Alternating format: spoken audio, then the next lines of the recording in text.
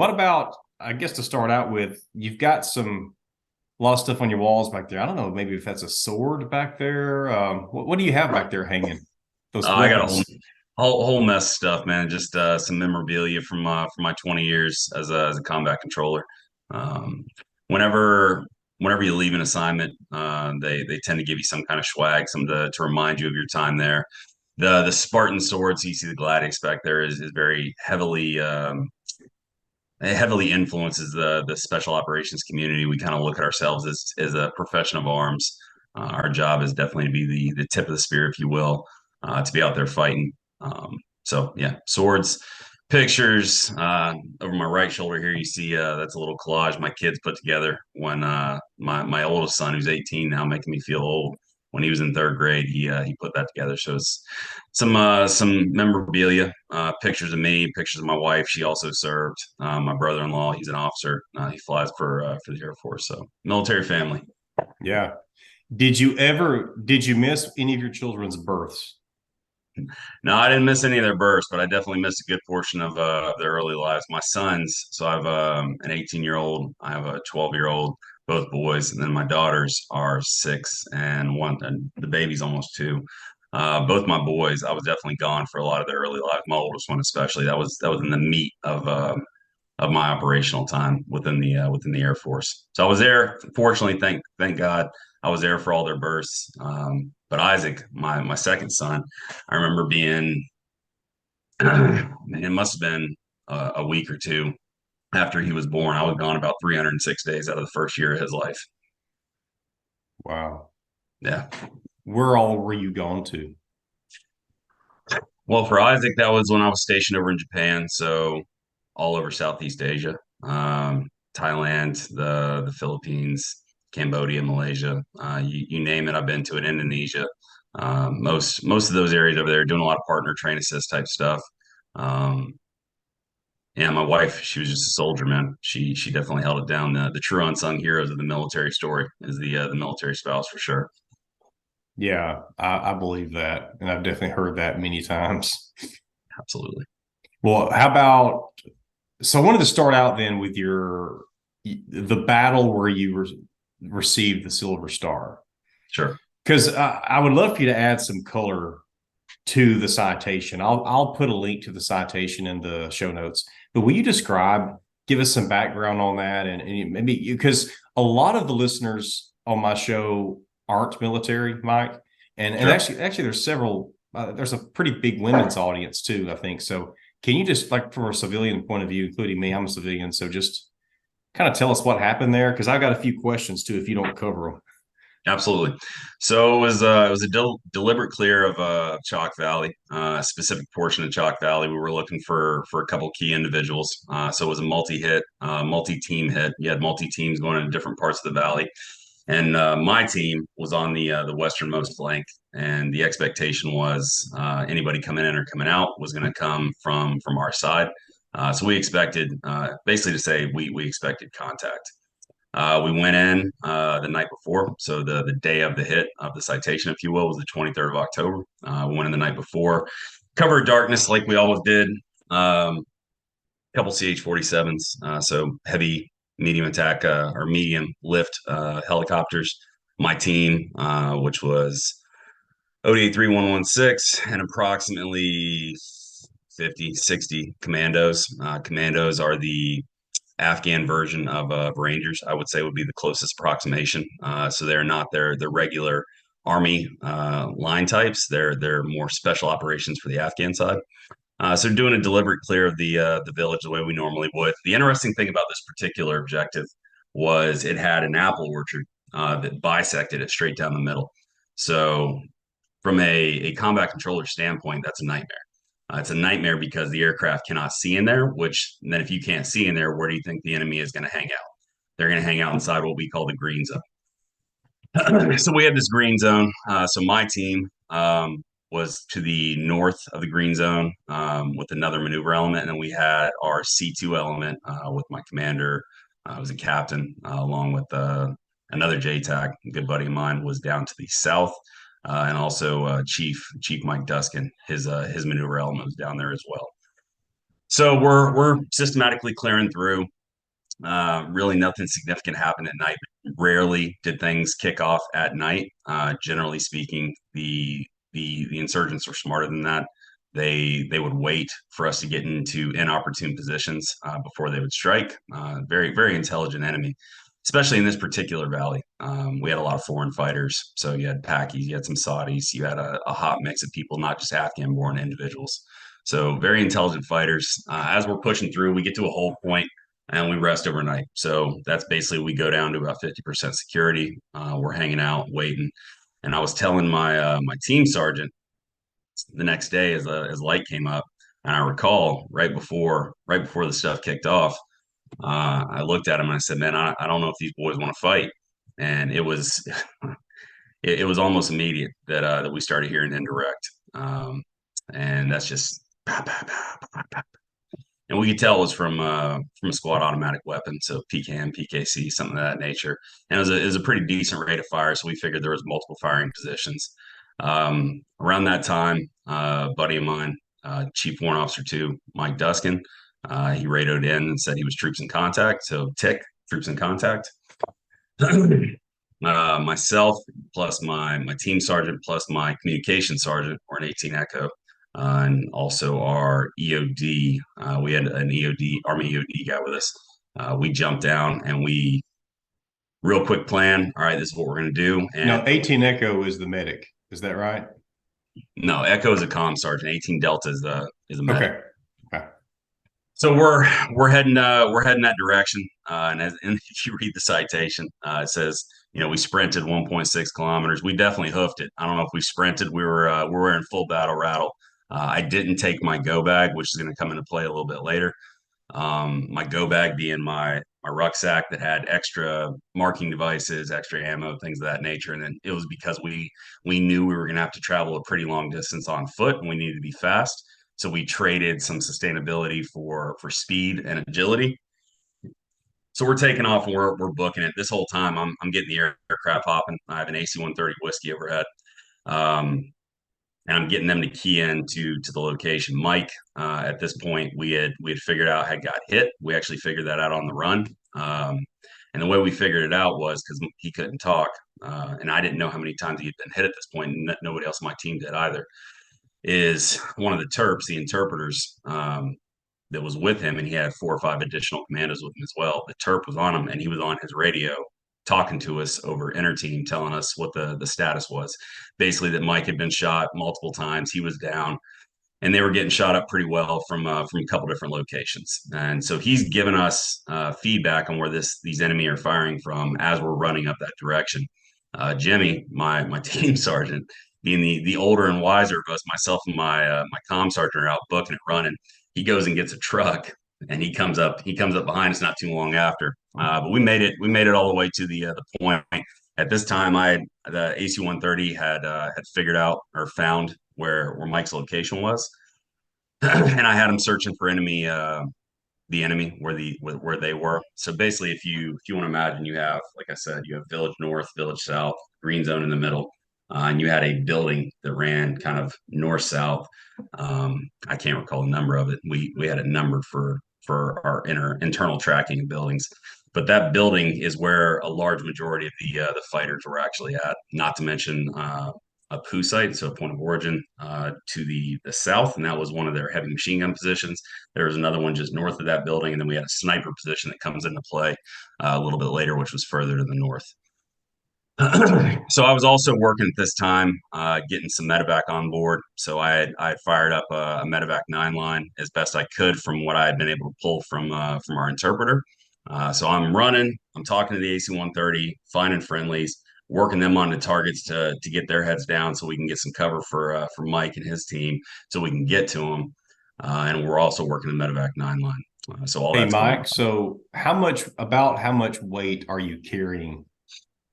My my my kit plus my battle belt, 75 pounds, give or take. I had a pretty heavy load because we were expecting to get into some pretty good fights in there. So I was carrying 8 across the chest, some frags, marking devices, 2 radios, additional batteries, and a little camelback bag on my back. And then my battle belt had my blowout kit, my pistol, all the things that go along there as well. Some And what was the tourniquets. terrain like that you were running across? It was Afghanistan, brother. It was not friendly. It was very very hilly. Where the elevation we were at was high. If memory serves, around 8,000 feet. Nowhere near the highest location that we went to on that particular or this particular rotation, but it's still pretty high considering my team had come out of Florida. So we're coming from sea level, going to an area where they're plunking us down. My FOB, forward operating base, was at 6,000 feet, and most of the places we did operations were north of that. So Yeah. 8,000, the highest one we did on that particular trip, I think we went up somewhere was about 10.5, and that was really rough. So yeah, the terrain's bad. We have the fog of war, not knowing what's going on. We do have internal comms going, so we know that we have a team to the south that's also moving to Mike's location. My team to the north is also moving to Mike's location. The team to the south was still undercover, so they were able to get to him pretty directly. My team actually had to cut across this green zone, and the way they do irrigation in this country is they have steps. So if you want to imagine like a step, and then it goes down deliberately, almost like a 65-degree angle, and then it'll plateau out, and then a step, and it'll plateau out. So we dismount from the truck. Jimmy had picked us up about 1,200 meters into the yog. The last 400 meters, I was figuring out where Mike was at. I was taking the lead at this point. As far as leading the team to where he was at, I had it on my GPS. I had the aircraft talking me on his location. So we're moving expeditiously that direction. We get down to the break. There's an open area which ends up being my field expedient HLZ a little bit later. But an open area about 100 meters by about 100 meters, and I'm in direct line of sight for that building that I mentioned earlier that had turned out about 20-25 people in it, AK-47s, RPGs, some heavy machine guns. They're definitely ready to fight. They're all sitting in there, but I see Mike and I get tunnel vision. And the way the citation reads, it sounds real John Wayne and Rambo, but I always use it as a teaching example to younger guys of what not to do, and that's don't get so target fixated on what you're trying to accomplish that you let bad tactics take over. What I did was bad tactics. I ran across an open field with no supporting fire, by myself, trying to get to my buddy because my buddy's dying, and in my what was I 28, 29-year-old brain, that seemed like the most sensible thing to do at the time. In hindsight, as a 40-year-old man now, husband and father of four, I probably would have done that a little bit different, but who knows? I had to get to my buddy, so that's what I was doing. So we get over there. I was told there was a pretty heavy volume of fire, but I was so target fixated at this point. I had what's called auditory exclusion. Didn't hear anything except the aircraft that I was talking to and my breath and my footsteps as I was running over there. So we get over there, we get in front of Mike, we assess him. Come to find out, he had been shot 7 times. Been shot in both his legs, been shot in his chest. Um, and they tell me he was unconscious, but I clearly remember him looking up at me, seeing his eyes. So we turn, myself and my comm sergeant, and there's a machine gun position. We start engaging that. We're effectively body bunkering Mike at this time, which is putting ourselves in between the fire and him. We didn't have anywhere to put him at that point, and that threat needed to be neutralized. So we also engage with the AC-130.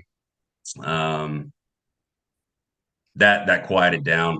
So I'm talking to the medevac bird at this time, and this went on for about an hour or two. Medevac shows up. We're constantly engaged this whole time. We're starting to get low on ammo, black on ammo, if you will. So low on ammo.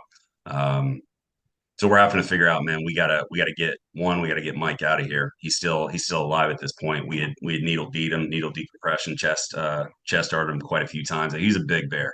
That's something else that definitely is worth saying. The man was 6'5", 270. I mean, he was a big boy. Big bear. It took a lot to bring him down to. That man fought hard.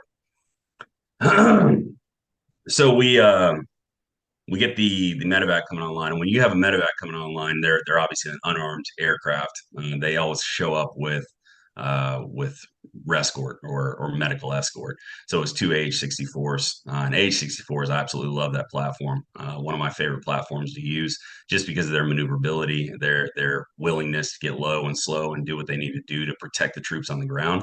I mean, I had some warriors this day, and they came in and they put down some hate, rockets, and some guns, cleared it up long enough to where I could get up to these steps, because I told you I didn't have my go bag, so I have to mark this HLZ. but I don't have any smokes to toss out there, which is fantastic. So I mark it with the best thing I could figure, and that's 200 pounds of American. I jump up there on the steps and I pull out my VS-17 panel, which is That's the impromptu landing zone. the impromptu landing zone. Okay.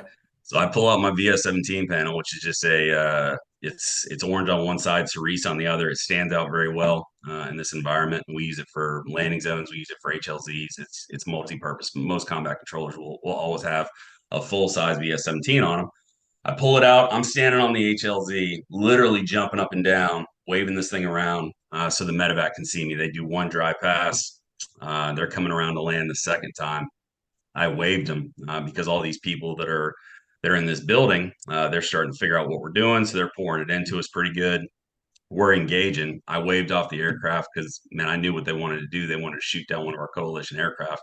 One, that's a logistical win for them, but two, that's a massive God, what's the word? Propaganda win for them to get something like that on TV or something like that on video.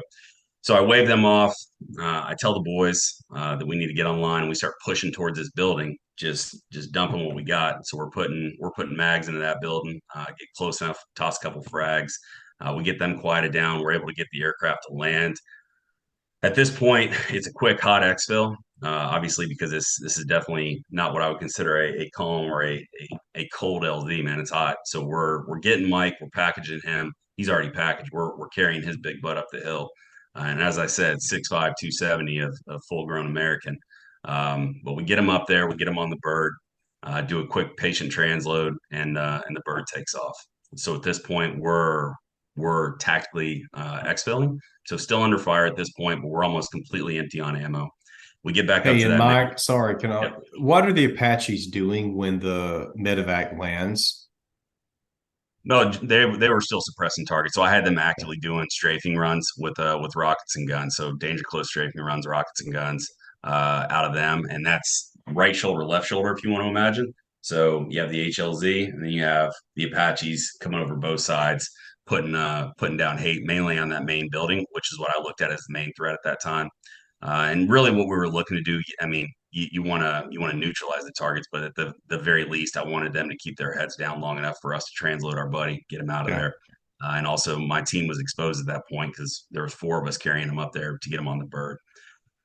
So got him on the bird, um, got him out of there, and we started tactically exfilling. We get back up to the road, get into the Jenga truck. Jenga truck is just a fancy way of saying the truck they utilize. The reason we call them jingle trucks is because they over in Afghanistan and Iraq they put all sorts of stuff that dangle off the windows and it jingles when it drives by. So we call them Jenga trucks.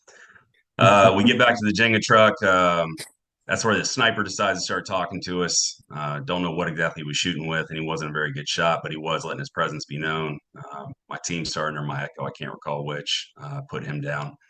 We get in the truck and I think that was the closest or the most that I felt like I was going to die when we were driving back. We had one of our commandos driving the truck, and he hit every daggone rock. And they don't have rocks in Afghanistan; they have boulders. And he hit this one. I'm not kidding. I'm talking to the birds as they're departing the airspace, and I'm checking them off. And I still have the AC-130 scan, and I still have the 64 scanning on their way out. He hits this boulder, and I'm not kidding, man. I go airborne with all my battle rattle on, probably weighing 250. I go airborne. I'm just like ghost riding this truck above it, like 8 feet. Um, I'm just like, man, I just got through 4 hours of getting it, and I'm gonna die in this stupid truck Or driving break back your to. back. I was like, I'm gonna die driving back. So thankfully I didn't. The boys were able to grab me and get me back down to terra firma. We get back to the rally point. We're refit and rekit, and man, it's a 3 day op. That was really day one still of the 3 day op. We found out not too long after that it was me that found out through my team lead that Mike had died en route. And it hurt, man. It hurt like hell.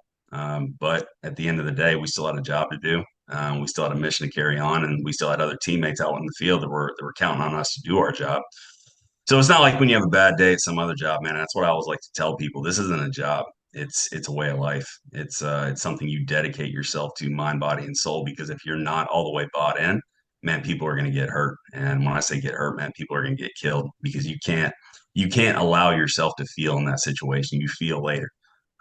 So it hurt, but man, our job was to get our ammo topped off, was to get everything else topped off. We had to work a resupply bundle, which I got laid on and I worked so we could top off all our stuff, and then we continued our purposeful push through the village. The remainder of time was relatively uneventful in our AOR. A couple of my buddies that were more to the central part of the valley, they found the person we were looking for, and they got ticked up pretty good.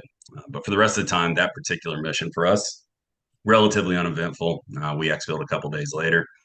When we went back to the fob, and it was, man, refit, rekit, get ready for the next mission. And it's anybody that did that job for any period of time, man, lost brothers. You lost friends, you lost people you cared about, and the ones that were successful and that were able to keep doing it were the ones that, man, could truly compartmentalize. And that's to say nothing negative against the ones who said, after an event like that they were tapping out. It was and it's just, I don't know, it's a different kind of mindset. Doc Grossman, I don't know if you read his stuff at all, like On Killing, Yeah. on combat. He put Yeah. some He's been really on the interesting show. stuff. He put some really interesting stuff out there, man, that I think could speak to it much better than my junior varsity psychological opinions. But there's something to it, man. There's definitely a different breed, a different mindset that succeed in the combat arms profession. It's not for everybody, but man, the ones that it are for, the people that I was fortunate enough to serve with, are just some of the best people God ever put on this earth, and I stand on that.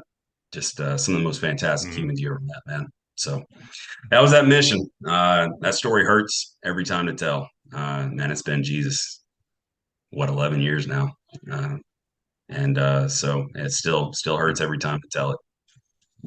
What is Mike's last name that was killed? Duskin. Dusk. Oh, that is Duskin. Okay. Have you met his family? No, no, I never met his wife. I know he has a son. Last heard he was in Ranger Regiment. I haven't kept up with him, so no, I don't know. But I know him. For the short period of time I did know him, and I believe I said in previous interviews that you make fast friends when you're under fire, and that's true, man. As a combat controller, it's weird. We don't organically work with our ODAs that we attach with. We 9 times out of 10 meet them in country.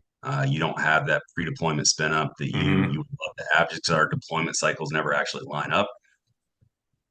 So you're I mean, most of the time what you're doing is you're coming into a team that's losing another JTAC that they've already been working with for 3 to 4 months, that they have already built a relationship with, TTPs, tactics, techniques, and procedures. And you're coming in and you're trying to fill those shoes, but also at the same time make your own presence be felt and show that you're also an asset to that team. Um, I don't know, man. I really enjoyed it. I've been able to work with pretty much every special operations branch out there: SEALs, Army, Marine Corps, Rangers, SF teams, yeah, MARSOC teams.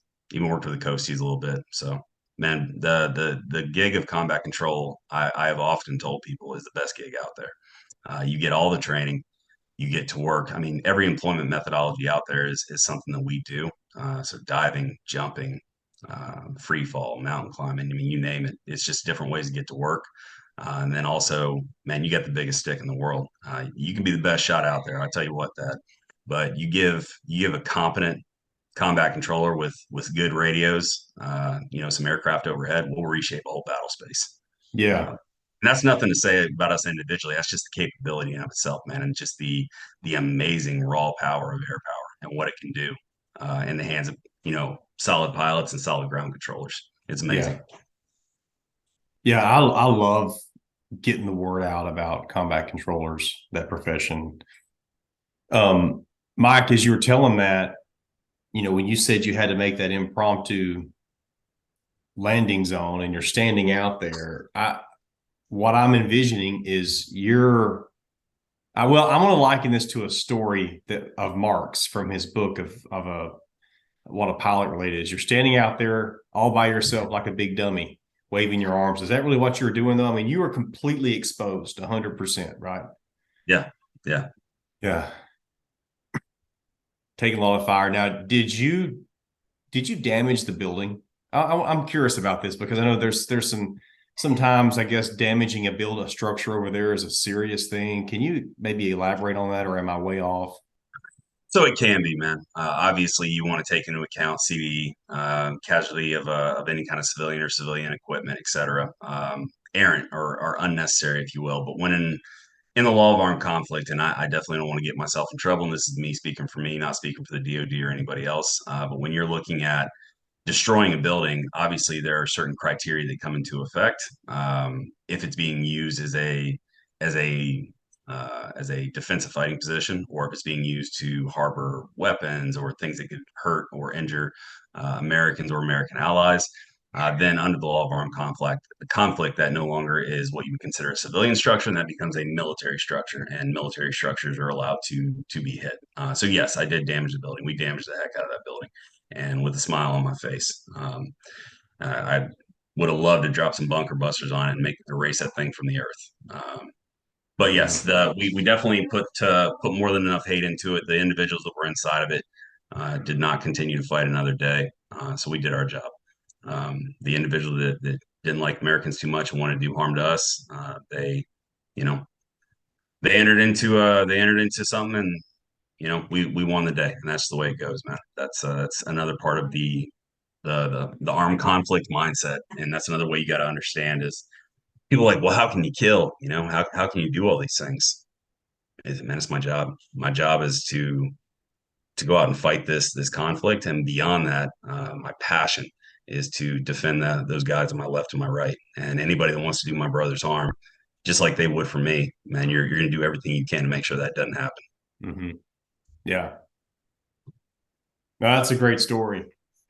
Um, Mike, why you've talked about how great combat control is, but why did you choose it? Because you didn't know you couldn't have been that educated about it whenever you joined at 18. I'm not sure how old you were, but you were pretty young when you joined.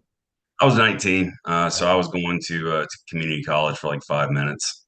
Really not going to school at all. I was never much of an academic, and my parents would tell you it wasn't for a lack of intellect; it was for a lack of care. I never really understood all the muss and fuss with academia. Not to say anything against people that do. I absolutely appreciate what they bring to the table, and I always tell people it takes all sorts to make this big blue marble turn around. That just wasn't my bag. I wanted to do something else from the time I was a little kid, man. I knew I wanted to serve. Um, so I was driving to school, driving to school, and the towers fell, and I heard them fall on the radio, and I flipped it around, driving my 1990 Chevy Blazer. Went back to my apartment just in time to see the second towers fall, and I called up my folks, and I said I'm joining the military, and I went to a recruiter not too long after. And she had at first I wanted to be a Marine, so I grew up in Newark, North Carolina, and we had Cherry Point, Camp Lejeune, a bunch of Marine Corps bases around there. And my knowledge of the military was really the Marine Corps. And I wanted to fight. So I figured, man, I'll go join the Marine Corps. Those guys are all about fighting. I go in, I talk to the Marine Corps recruiter. He's telling me, yeah, I'll get you in 10 minutes before you get here, man. You just let me know you're ready to go. We'll get you out there. Um, I had some family members who mentored me a little bit and said, go talk to the Air Force recruiter, see what they have to say. And I said, all right, I'll go see what they have to say. I go into the Air Force recruiter's office, and nice lady, Texarn, comes out, and she's talking to me. I'm like, does the Air Force have anything that fights on the ground? And I said, I don't know about that. And she's got this VHS tape on her desk. Yeah, I'm dating myself, man. VHS tape on her desk, and it's shrink wrap still, and it says combat control on it. I said, what's that? And she said, you don't want to do that. You'll never make it. I said, okay. And from that moment, man, I knew that's what I was going to do. I don't know if it's because I was hard headed or what, but man, I knew that's what I wanted to get into. I asked her what it was all about. She really didn't know, and she's describing it to me, and I figured out she's just looking at the tape, trying to like take pictures off it and tell me what it was. It's a really small community, man. It was even smaller back then, and it Mhm. really wasn't too well known. I always like to say it was best kept secret. Um, for special operations. Really, not a whole lot of people knew about it. So yeah, I tell her I want that. She says, "Well, I can't get you a guaranteed contract. You got to go in open general." So I go in open general, get the basic, and they when they're handing out jobs, they tell me I'm going to be an F-16 crew chief. Nothing against F-16 crew chiefs, but I don't want to be an F-16 crew chief. So that just gave me extra incentive. I actually had a picture of an F-16 that I always kept when like I was shaving, brushing my teeth in the morning. People thought that's because I was a fan of the F-16. It's a fantastic aircraft, but it's just because I didn't want to work on it. I wanted to be the one on the ground talking to it, dropping hate and discontent on the enemies of our country. So yeah, and about 120, 125 of us started, took a pass test, and about 2.5 years later, 4 was put on a beret. Yeah. Well, you've had a great career now. You are retired after how many years? So I retired May of this year. Went on terminal about February timeframe, and retired May 1st of sorry, this year, last year, 2022. I'm still getting used to 2023. Yeah, yeah. Okay. So what Yeah, about yeah. Go ahead. go ahead, Mike. I was just saying, I finished up at San Antonio. So yeah, spent the first 15 operational between the 23rd STS and the 320th over in Okie, then back to the 23rd. Then I went to do the instructor thing, ran dives or went over to dive school for about 2 years. Then I went out to San Antonio for the last 3. So what about dive school, combat dive school? Because correct me if I'm wrong, but Discovery Channel had a show years ago now. They were going through these different schoolings of the military, special operations, and special forces, and they did one called, I think, Combat Dive School, I believe is what it was called, but it was your program, I believe. But what is it, and what kind of changes were you part of, or did you implement? So combat dive course is the course you have to go through to wear your combat diver's badge. So there's different types of divers in the Air Force. You have all different types. You have wreck divers, you have hard hat divers, you have mixed gas divers, and you have combat divers. And I'm sure I missed a couple. Open water divers, scuba divers, etc. Combat dive is different in the sense that it is diving for these other professions is the job. For combat diving is a means to get to the job. So it's a maritime infiltration method, either over boat to a dive, or jumping out of a plane to a dive. But the dive then leads to a BLS or a beach landing site where you're going to conduct operations. So it's just a way to get to work, man. It's the same thing as taking the bus or a taxi. It's just you happen to be underwater at night with sharks and dolphins and all other sorts of hateful creatures of the deep messing with you, which they do. The dolphins are actually worse than the sharks, man. They're crazy smart, and those things just like to come up and bump into you. Is that while you're underwater, or while you're like on top of the water? Both. Oh, really? Yeah, we had more trouble with dolphins at dive school than we did with the sharks, man. Never The would have sharks, known that. Huh. yeah, the sharks, you can get those things to go away. The dolphins are way too smart, and they'll sit there and play games with you. They think it's funny, like a bunch of teenagers. What do you do with the sharks? Sharks, you generally just throw something underwater, like just a little explosive device, and it's not like exploding like a hand grenade, but it's just a noise to scare off the sharks. I got a funny story about that actually, if you got the time. Yeah. When I was going through dive school, I was actually down in Key West because Air Force Combat Dive School didn't exist at this time. So we were going down to the Army CDQC Combat Diver Qualification course in Key West, and we're doing our deep dive, which is about 100-foot dive. And I'm looking in the water, and I see a fin. So I'm telling dive suit this, we got a fin in the water, and he gives me one of the things, little underwater dispersion devices. I throw it down there, and the daggone is thrasher, about 8 foot long thrasher, comes up and eats it. And I'm like, well, that ain't good. He eats the daggone thing. And then we threw another one in there, and that seemed to scare him off. And we go down the line, and this whole time I just got in the back of my head, this daggone shark, is eating our things that are supposed to scare it off. We get all the way down. It's supposed to be the funnest dive of the trip. You go down to 100 feet, you can possibly get a little bit narked out, meaning you get a little bit euphoric. I didn't feel any of that. I was just nervous as heck that I was going to get eaten by a shark. So as we're going back up the dive line, the shark sure as heck comes back around. I was the last one on the boat, and oh man, I was nervous as heck. Finally got on the boat though, and didn't get eaten by a shark. So small victories. As far as fast forwarding, when I was at dive school, I didn't go there initially as a superintendent. I was N2IC, so underneath superintendent and the commander. But then my superintendent actually made rank. He left, and then I filled in for about a year and a half as a soup. As far as changes that I implemented, really no major changes, man. I was always very simplistic in my way of looking at the training pipeline and the training methodology. I thought it should be hard. I thought it should be fair. I thought it should be consistent. I thought standards meant standards. And we held true to that, and that meant if you pass standard, you pass standard on unmitigatedly. If you did not pass the standard, then you didn't. And if you had X amount of attempts after that last attempt, then it was say la vie. The great thing about diving, man, and this is what I always say, because people are like, man, where are you actually diving and filling into? It's not as much of a relevant infill technique as it might have been in years past. And I think there's a strong argument to be made for that.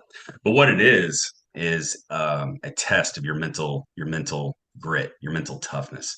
I don't know how to explain it, man. People that have a dive bubble, it's just a different level of mental toughness, because one of the things that all humans are afraid of is drowning. And one of the most effective ways to initiate a fight or flight response in somebody is put them in an oxygen depraved state, and then ask them to do complex tasks or even simple tasks. A lot of things become difficult when you can't breathe and you feel like you're about to drown. Mm-hmm. But once you get past that threshold, and become comfortable with, we always called it the wizard. You can call it whatever you want when you're about to black out. You gotta go see the wizard. What we say.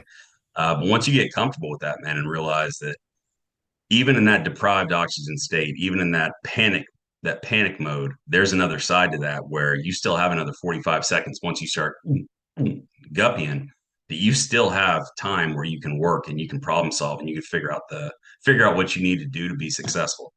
And there's something on the other side of that once you do make it over that hump. Like when guys made it past doing a 50 and they didn't think they could do a 50-meter underwater. When guys, struggled with tank tread, where you have neutral tanks on your back and you got to kick and hold these things up out of the water. Guys with shorter legs, that was a more difficult task. And there's something to be said for getting through that. And I think that's one of the key reasons, one of the things that has always separated combat control from other special operations community is 100% of our members were combat dive qualified. Mark had told me that every day he thought he was going to die during That's a fair assessment. And, the Air Force asked me not to put that in his book. And so I didn't. I'm pretty sure I took that part out. They didn't like that. Well, you know what, man? You definitely dread getting up in the morning. I remember getting up for pre-dive, and I had a very set routine that I did every morning, and it ended with about 7 minutes of me just staring and looking at the wall, literally just going through the mental reps of what was about to happen to me and trying as best I could to prepare for it and tell myself whatever happens happens. But the most important thing that you tell yourself is, I'm not going to quit.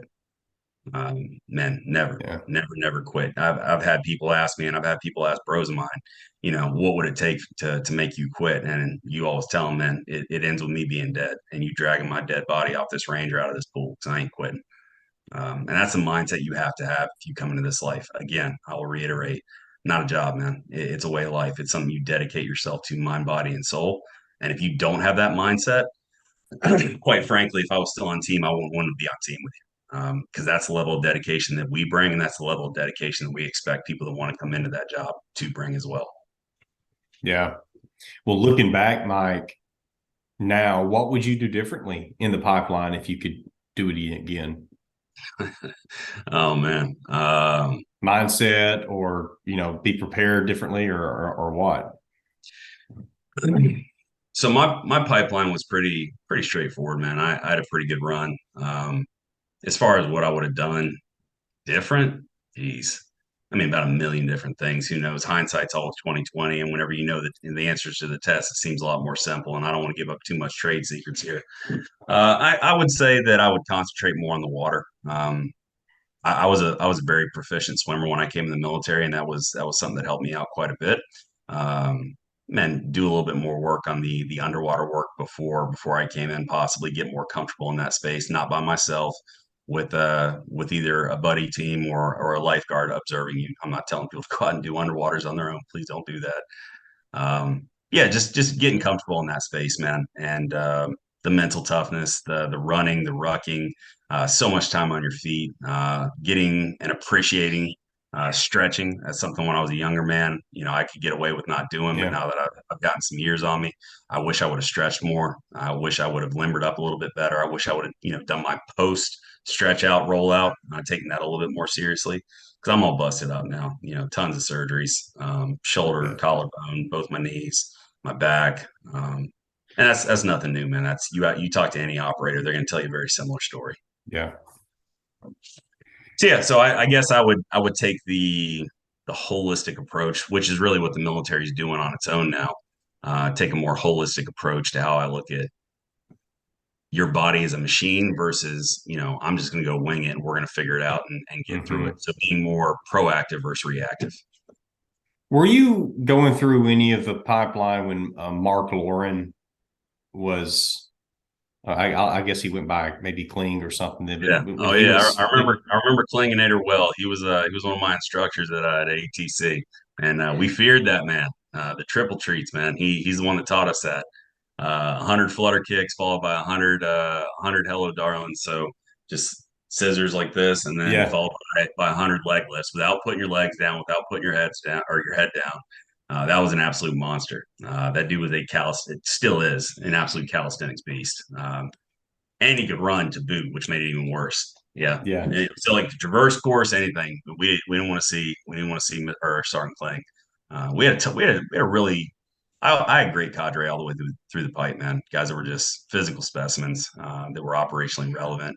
And that's another cool thing about our job is you get some jobs where you have people that will hang out in the operator or the instructor position. Man, our instructors were overwhelmingly operationally relevant, meaning they had actual deployments under their belt, which in my mind, almost should be a prerequisite to be an instructor. hmm If you're going to teach the next generation, it's not just about how well you can lead calisthenics or lead a formation run. It's that warrior mindset that you're instilling into these kids, and it's hard to do that unless you've done it yourself. Um, it's hard to fake that if that makes hmm sense. So you Yeah, called so him I know Sergeant Klinganator, Clayton. I know Sergeant Clayton very well. and you called him Klinganator. Yeah, we all did, man. He was a Terminator. That man Yeah, felt no pain. yeah. Ish said they called him Cyborg. Also, was Yeah. that another one? Oh He, yeah, he was a beast, man. he's been on the show a few times. I really like talking to him. I have his app. I've been following his workouts for since January 2018. Nice. But yeah, I love his philosophy, especially as I get older too, with all of the slow and great form and then definitely stretching and just all the hip work and shoulder strengthening. Man, I wish I'd known about it years ago. Yep, it will improve your quality of life in the long run, man. I guarantee it. Yeah. Well, what about leadership, Mike?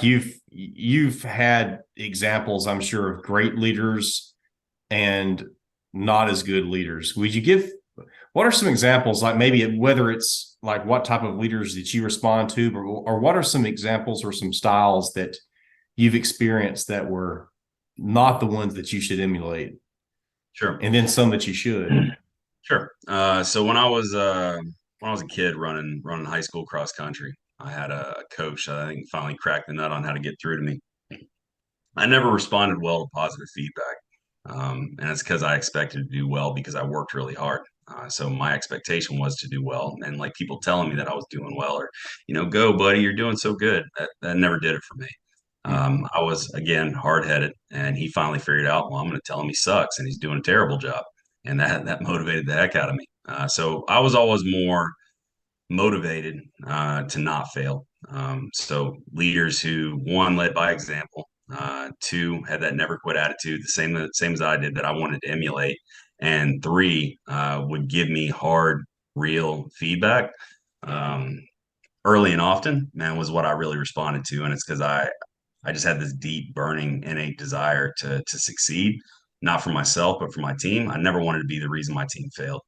So I always took the hard uh, I guess the hard leaders, man, are the ones I gravitated to. The one that would, I guess nowadays kids would say it's like abusive. I don't know, man. I looked at it as I was in a profession where I was going to shoot people and people were going to try to shoot me. So I wanted tough people around me because that's what I Mhm. wanted to be. I wanted to be hard. I wanted to be strong. I wanted to be bulletproof, not only physically, but, mentally. I wanted to be tough up here. So that was a leadership style I liked. I mean, aside from that, man, I've had great leaders. It's hard to point a finger at too many bad leadership examples, just because again just been surrounded by some of the best people our country has to offer. Um, Bad leadership though would be, I mean, the scarlet mark in our community is being a micromanager. So somebody that just sits over top of your shoulder and watches everything you do. We can't stand that. And I mean, if you get that kind of attention, it's for one or two reasons. One, it's because the leader's a bad leader, or two, it's because you don't have the trust of the leader and they feel like they have to watch you to that level. Um, yeah, that's a tough question, man. I could give you plenty of examples of great leadership, and giving you examples of bad one. Man, just somebody that's going to be over my shoulder, somebody that tells me to do a thing that they're not willing to do themselves. The instructors in the pipeline that we always had the most respect for were the ones that they weren't just going to smoke us when they told us to do something. They were going to do it with us. They're the ones that dismount the Humvee and push it with us. They're the ones that they tell us to do 1,008 counts. Man, they're dropping down. They're doing them with us because they had the mindset, which is always a mindset that I very much so appreciated myself when I was an instructor, was if you failed as a team, it's because I failed you as an instructor. So we're all going to get this PT. But crap rolls downhill. You know how that goes. So Yeah. that's the mindset that I loved to see, and definitely the kind of mindset that I tried to hold myself to, and that I tried to hold my fellow instructors to when I did get into that space. So did you ever come into a team, a leadership role that you were the previous leader, maybe more morale was down, the previous leader had maybe been a very poor leader and they needed a change of guards, so to speak. Did you ever come in a situation like that? And if so, what were some of the initial decisions that you made and things that you did? I wouldn't say I ever went into a position where the previous brass was so bad that morale was down, but obviously there's been plenty of times that morale was down where you're taking over a team or you're taking over an assignment where something bad had happened, which with us something bad was always happening. Meaning somebody downrange was getting hurt, getting killed, some of that nature, and it would drag the boys down. What you did is you stuck to what you knew and you kept the team focused on the vision and the mission. Man, a good leader can rally people around a vision, can believe in something so fervently that it's almost like a tractor beam. You're pulling other people into your crazy little world where we're all gonna sled dog, if you will. We're all pulling towards the exact same objective. And honestly, that's the best kind of therapy I ever had, man. I can't speak for the rest of the boys, but I think I'd be pretty safe to say most of the guys would tell you that. The best therapy we got, and we had all sorts of assets available to us, the best docs, that's physical docs of the body, head docs for speaking to counselors, etc., dietitians, strength coaches, all that great stuff. But man, the best therapy I got was sitting in the team room with my brothers and talking to people that understood what I was talking about, that that understood. And when I would say something that would probably strike some people as, man, this person's crazy. They're like, yeah, man, I've had that feeling before. Yeah, man, I've felt that way before. Yeah, I've done that before. Um, it normalizes things that are not normal. So, man, being part of a community where everybody shares a vision already and is already collectively pulling towards that, it's not hard to rally the troops. You might have somebody that's in a leadership position that's toxic, but they tend to find their way out of that position pretty quickly because they're going to get sussed out by their team or they're going to get sussed out by the leadership above them. When you got a lot of really great folks, man, the ones that are not so great, they stick out and they find their way out of that position or out of the career field pretty quickly. Yeah. You put on your resume, take care of your people and they will take care of you. Why was that important enough to put on there? It's philosophy, man. That's what I believe in. I believe it, and I think it's important enough to say because that's the mindset I have of, man, my team eats first. My team's needs come first. Um, as a leader, you eat last. So there's a couple great books, but one of them is Leaders Eat Last. And the underlying philosophy of it is, man, one of the number one things for being a great leader is to be a servant. You're a servant to your team. You're a servant to your mission. What they don't see is when they're all going home, 4, 5, 6 o'clock, you're still in there in the team room till 7, 8 o'clock at night because you did all the training with them through the day. You had your door open that entire time, so anybody that needed to have a conversation could come in and talk to you. But at the end of the day, you still got paperwork that needs done. You still got EPRs. You still got to work on your team leads, OPRs. You got a training schedule. You got a budget you got to put together. You have any number of things within ATC. The uh, the PWS or the POI needs updated. It could be any number of things, man. But you need to be available for your team. So take care of your people; they'll take care of you. The mindset's pretty simple, man. Man, if you take care of your folks when they're hurting, when they're down, and when you're having that same bad day, man, your team's going to come up and they're going to pick you up and they're going to pick up your slack and they're almost going to do it unconsciously. It's almost like you're not individual people. You're part of one organism that if there's a problem, the rest of that organism or that body is going to react and pick that failing piece up. That's another great thing about the special operations community, man, is you are so small that you know each other, almost as well, if not better than your own family, especially in your operational years. Because God, you spend more time with your teammates than you do with your wife and your kids. Yeah. Well, I'd imagine too, Mike, that at some point you and these guys are going to be out of the military, probably, or maybe, and they're not going to have to respect you because of the position that you're both in. And if you have been a servant and you've put yourself first, then there can maybe be a time where you need them. And so the roles may be reversed. And if they don't like you, if they didn't like you when they were serving under you in the military, then they may not help you when you get out. That's 100% truth. That I'll tell you, man. The treating every relationship as an interview is something that I would say often. You treat every relationship as an interview, man. You only get one chance at a first good impression. I would say that often, and really, what I mean by that is, and it's not for self gain, man, but it's the way you carry yourself. And when you carry yourself like a man, and you carry yourself respectfully, and you treat other people with that respect, regardless of who they are, where they're from, any of that nonsense, man. It's very binary.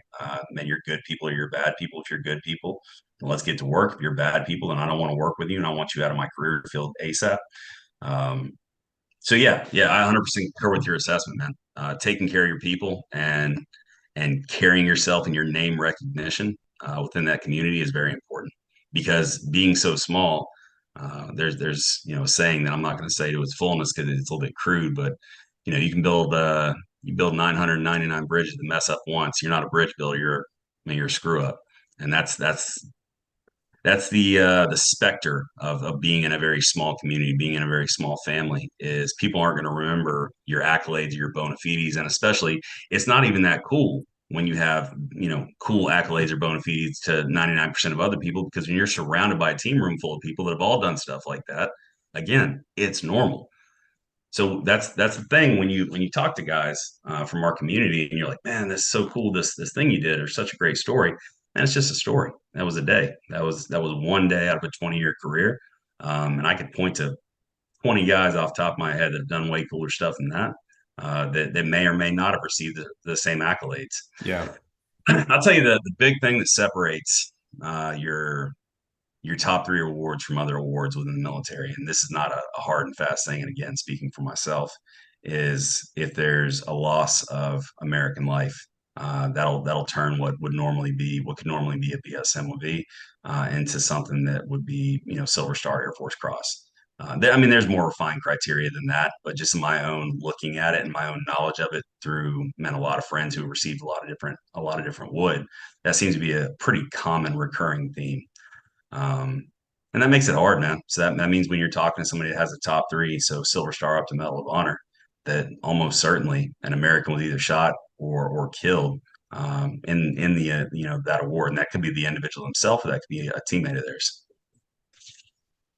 Yeah, I've never looked at it that way. Yeah. Yeah, that's good. And you certainly participated in many more conflicts, many more very dangerous situations. I know you how many Bronze Stars you got a Bronze Star with Valor. How many do you have? Is it one or there more than that? I got one BS and one VA, a Silver Star, and a bunch of commendation medals, achievement medals, humanitarian assistance medals, stuff like that. We always called them, and not to discredit these at all, man, but we always called them, you know, merit badges, and that's also the way you have to look at it because that keeps you from getting a big head. Yeah. Man, when you step back and look at it, when I was a kid and I looked at people that received any award, I was like, man, that's the coolest thing in the world. But when you're actually in the position and you're receiving this stuff, it can be really easy to get a big head real quick. And we like to stylize ourselves, and it's not just stylizing; it's truly the way we live our lives, especially in combat control and the AFSOC community writ large as silent professionals. Meaning we're not going to go out there and tell our business just any Tom, Dick, and Harry. Your stories have value. They have value Yeah. because you hold on to them and you utilize them for a purpose. If you're just going out there and giving it away to anybody on the street, one, you're not doing that for their benefit because it's not going to benefit them. You're doing that to inflate your own ego.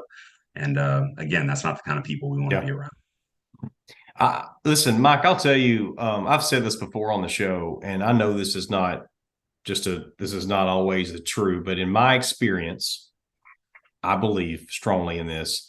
I've had a lot of people over the years that they just feel like they just start telling me everything they did in the military.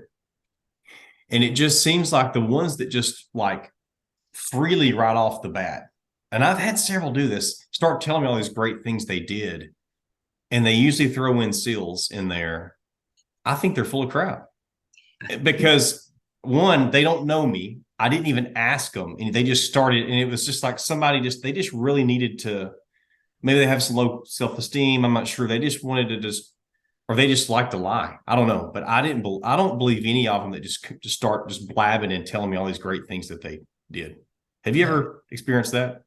Oh yeah, man. Yeah, you hear a lot of blowhards, and 9 times out of 10, the ones that can't wait to tell you a story are generally the ones who are embellishing or then possibly even stealing somebody else's story and trying to Yeah. pass it off as their own.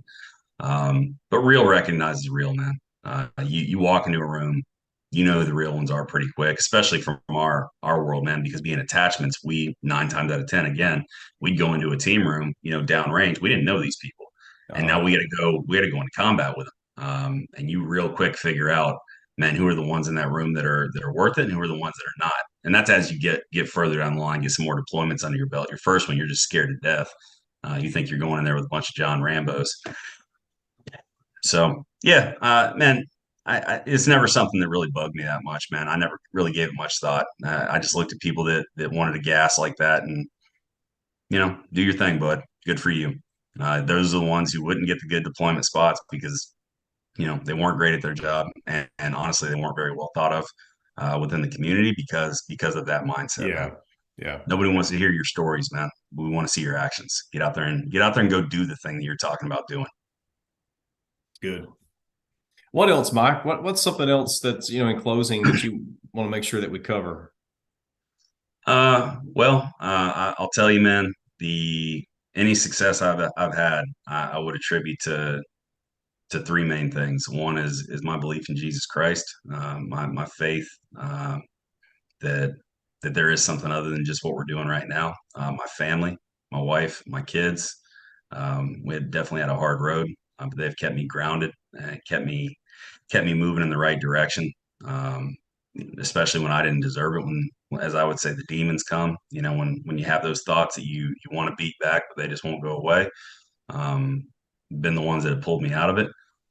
And then my fervent belief in my team, and my desire to succeed and for us to succeed together.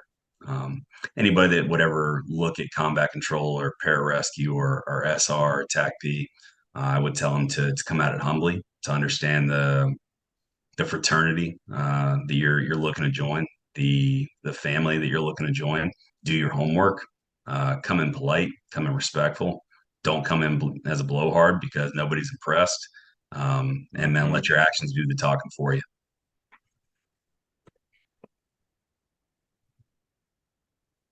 That's good advice. That's great advice.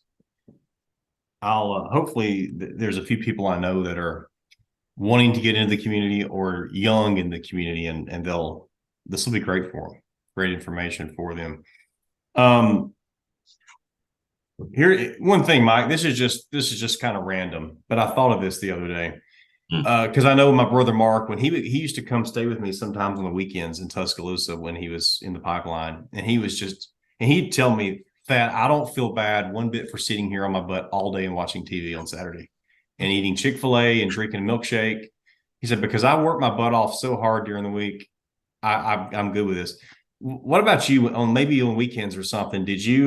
What was your favorite maybe junk food or something? Did you do anything like that, or did you just veg at all? You had a family that might have been a little bit made things different or more I mean, difficult. yeah, yes and no, man. You had times where you were just so smoked you didn't want to do anything. You'd come back from a trip or a deployment, and you get a couple days of you get to kick your feet up, and then you had a job to do. As far as if you were a family man, you had things you had to do around the house. You had to play with kids. Really finding your way back into that rhythm though is really important. I know this isn't directly what you were asking, but I think it's a valid point when you're coming back from deployment, man. Don't just try to jump back into this place you were in before you left, because there's a whole new structure that's been set up while you've been gone. Mom's been covering down on mom and dad duties. You just got to find your way back into that rhythm, man, and do it respectfully of what's going on there. But yeah, man, I definitely would throw down basically whatever when you're going through the pipe, especially. You can eat. I mean, you can eat whatever the heck you want and get away with it. Nowadays, I can't do that. But yeah, man, pizza, tacos, whatever.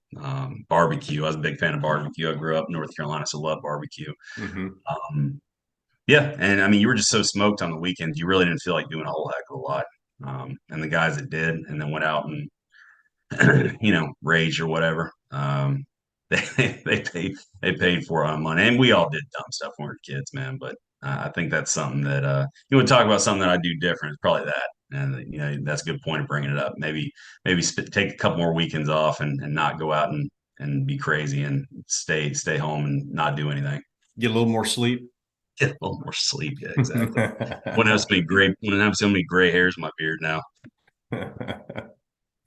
Well, anything else, Mike? Not that is I think that about covers it, man. It's I mean, you could talk about this stuff all day. Is great targeted questions, man. I appreciate the time. I appreciate the platform, man, and I thank you very much for what you do. No, man, I really appreciate you being willing to come on. This has been great. I'm glad that Ish put us together because I was talking to him back in December about it, and he said I'm gonna send you some folks.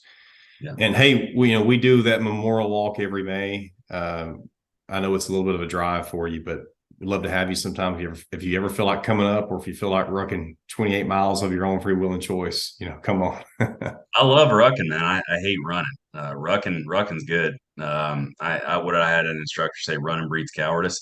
I'm gonna walk to the fight at a comfortable pace so I can arrive there refreshed and ready to do God's work. That's good.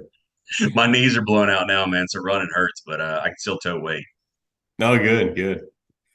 But we do it. I don't carry weight when I do the actual walk. I train with the weight, but then the day of the walk, I'm just, you know, my necessities in the backpack is it that day. Rucking or walking, man, is a great way to get in touch with what's going on around you. That's yeah, it takes you to a different place when you got that tick on your back. We call it a tick, because it just sucks all your energy out of you. But it really allows you to focus and be in tune with what it is you're doing, and either pray on it or think on it or meditate on it, whatever you want to think. But it allows you to focus on something. So a lot of validity to it, man, and for a great cause, obviously. Yeah. Anything for the fallen is definitely a valid, awesome, amazing thing. Something else cool about rucking is it's something you can do. It's exercise that you can actually hold a conversation with. You mean running, it's hard to do. Yeah. So you're walking and you're burning more calories than just regular walking. And yeah, you can have that trust or whatever you got, with the people you're walking with. We're gonna have a bunch of 150-pound runners mad at us, man. Yeah, no. Hey, I don't like running either. I And you know what, man? There was a time where I liked it a lot better. I don't like it so much now. But that, is still a great way to do business.